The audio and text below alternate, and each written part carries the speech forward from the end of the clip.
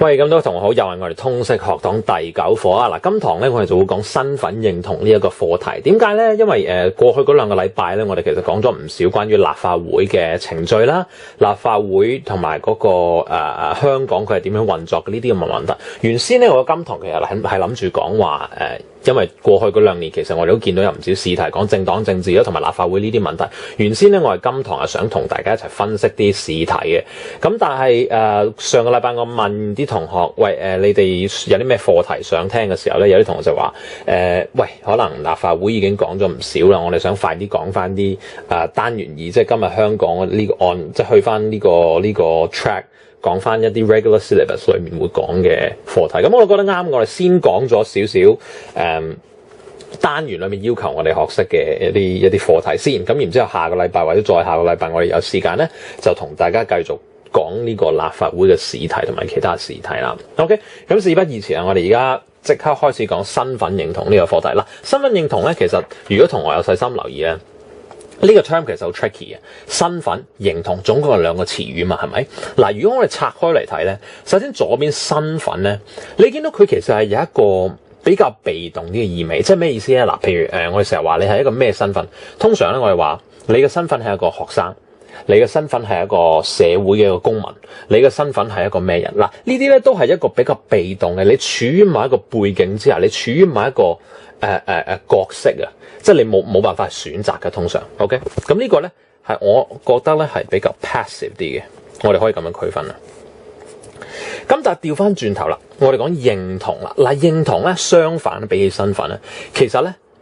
係有一個好主動嘅意味喺度嘅，一個 active 意味。咩意思咧？就係譬如話成日我哋聽到啲港大民調講話，喂，你認唔認同你自己係中國人？你認唔認同你係香港人？你認同你係香港人定中國人？諸如此類講呢樣嘢嘅時候咧，其實咧裡面有個意味係你有咁選擇權啊！你可以選擇覺得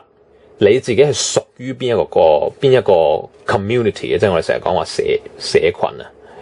嗱，社群唔同 society 啊，有少少分別嘅。society 咧比較上係等於話一個社會百態嘛，即係通常我哋社會好多元嘅，有好多唔同嘅人。但係 community 咧，我哋講一個社區咧，一個群體咧，通常我哋 share 嗰個文化或者個歷史嘅脈絡咧係比較多嘅，係比較多嘅overlapping 嘅 background 嘅。咁所以咧有少即係嗰個親密嘅程度其實有少少唔同。OK，呢度順帶一提。咁所以咧，其實我哋可以睇到咧，身份認同呢個 term 咧，包含咗2個部分。第一就係一啲先天嘅，或者係一個你passively 你要接受嘅一啲你嘅 background。你作為你冚唪唥個仔，你作為一個仔或者你作為一個女，你有啲咩身份？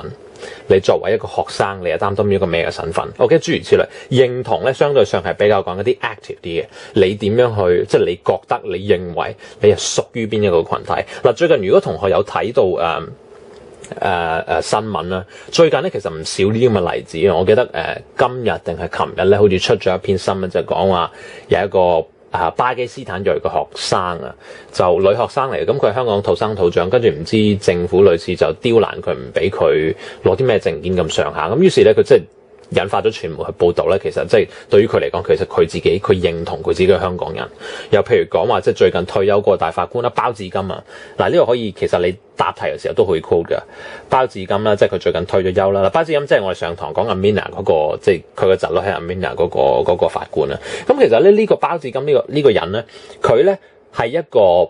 巴基斯坦人嚟嘅，但係咧佢就喺香港土生土長嘅。咁所以咧，當即係佢退休嘅時候，好多雜誌傳媒即係訪問佢話：你覺得你自己係一個咩人咧？其實佢都傾向覺得自己係一個香港人。其實唔少名人都係咁嘅，譬如海洋公園嗰個主席啦，佢叫盛智文啦。佢盛智文呢個好似係佢 register 咗嘅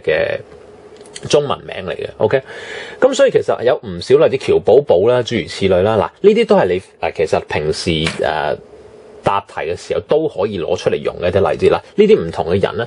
對於佢哋嚟講咧，佢哋都覺得自己係香港人，縱使佢哋嘅膚色唔同，縱使佢哋嘅 background 都唔同，縱使佢哋嘅唔同嘅文化都有好大嘅差異，但係咧，佢傾向認同啊，即係 recognize 自己啊，覺得自己一個香港人啊。OK， 呢度有一個主觀嘅一個 active 一個主動嘅成分喺度嘅。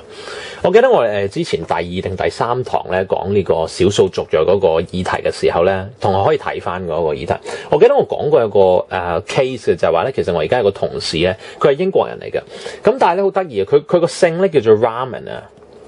Raman 咧，其實如果你上 Wikipedia 睇咧，你會發現其實呢個係一個阿拉伯嘅姓氏嚟嘅。咁所以咧，其實佢個 background 咧，或者佢阿爸阿媽咧，都係出生於孟加拉嘅土生土長嘅孟加拉人。咁但係咧，佢出世咧就係英國出世。咁不過住咗好多年之後咧，佢就結果去咗杜拜生活咗好耐，又做咗好耐，跟住卒之嚟咗香港做咗我同事啦。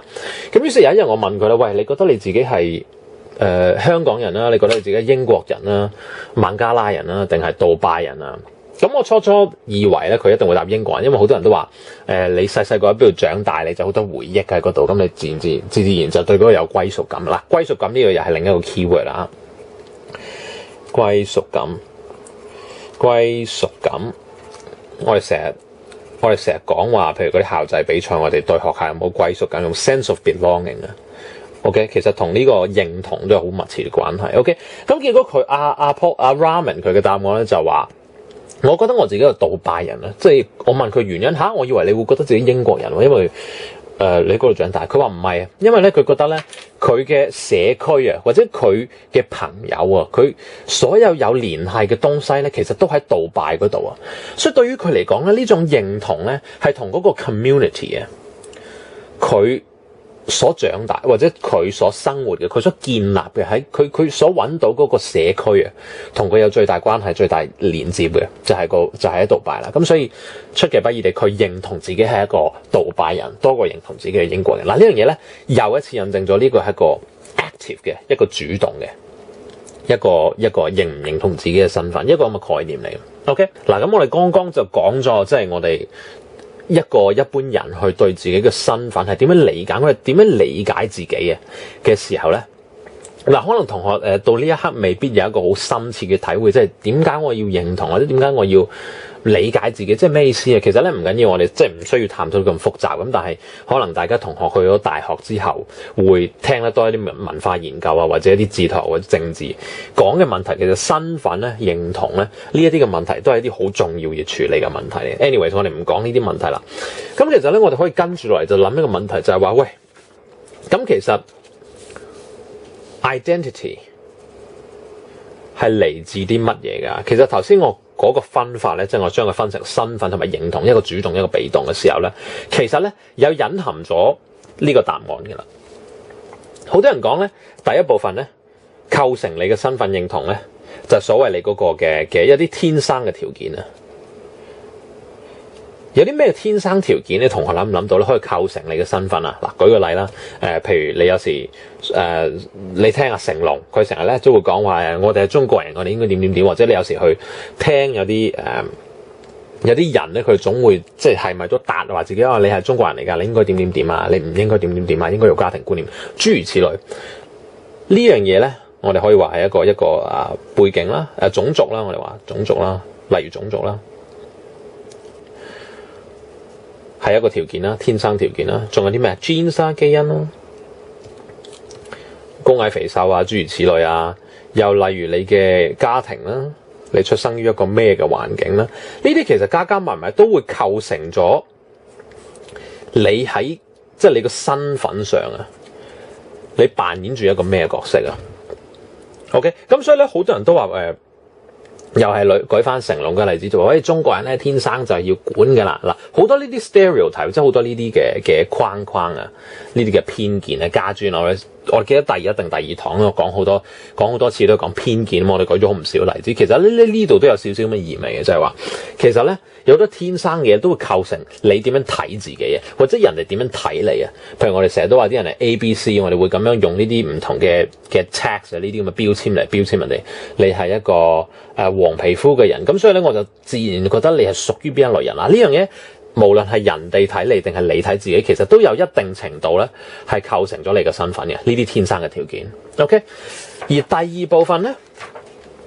就相反，就唔係一啲咁一啲比較後天嘅條件啦。後天嘅東西啦。OK， 嗱呢樣嘢咧，如果你讀社會科學咧，你會聽過一個 term 嘅，可能叫做 social construction 啊，即係社會建構啊。咩叫社會建構咧？社會建構嘅意思就係話，其實咧你生長一個社會咧，